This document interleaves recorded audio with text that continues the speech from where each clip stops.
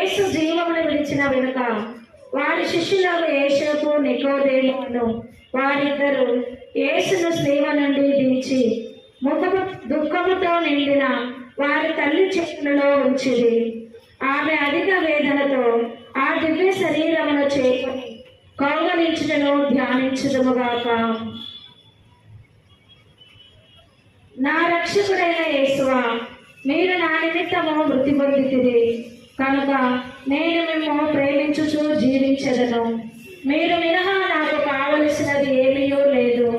మీ నిమిత్తము మృతి పొంద ఆశించుచున్నాను. వ్యాకుల భరితమైన మాత, మీ ప్రియ కుమారుని మీ మీద మీకు గల ప్రీతిని చూచి నన్ను మీ దాసునిగా చేకొని నా కొరకు ప్రార్థించండి. పరలోకమందునుడు మా యొక్క తండ్రి, మీ నామము పూజింపబడును గాక, మీ రాజ్యం వచ్చును గాక, మీ చిత్తము